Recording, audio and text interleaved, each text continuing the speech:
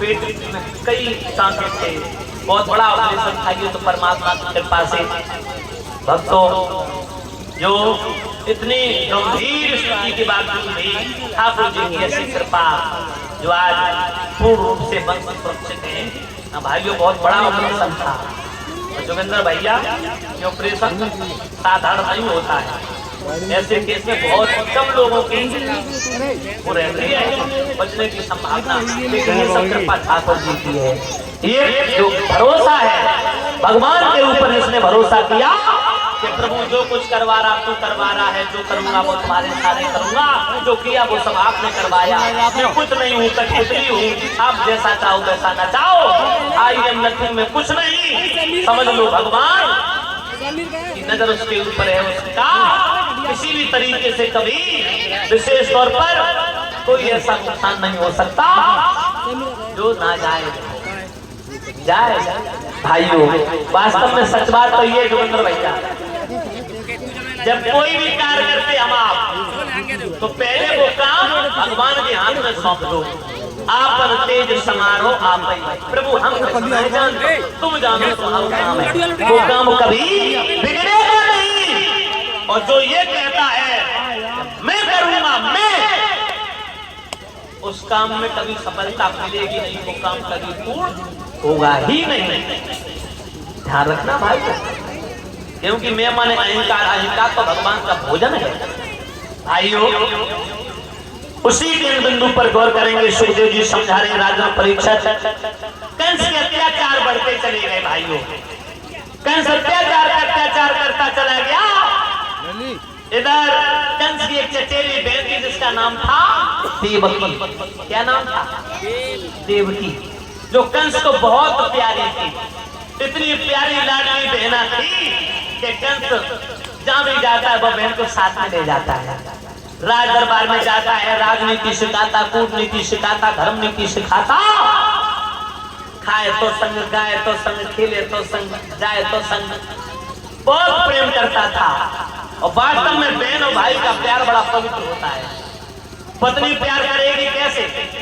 मतलब से गहने लाओ, हार बनवाओ, झुमकी लाओ, साड़ियां लाओ, लेकिन बहन निस्वार्थ प्रेम करती है। निस्वार्थ बहन के प्रेम में कोई स्वार्थ नहीं होता है।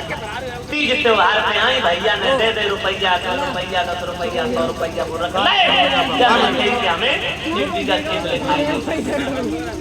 कभी कहती है कभी नहीं। सच बात तो ये नाम ध्यान रखना, माता के बाद में निस्वार्थ प्रेम करने वाला कोई होता है तो वो बहन होती है। केवल पत्नी लड़ जाइए, झगड़ जाइए, रूठ जाइए, फिर तुम पीछे पीछे दोनों, लेकिन बहन कभी नाराज नहीं होती। बहन भाई की लड़ाई भी होती है ना।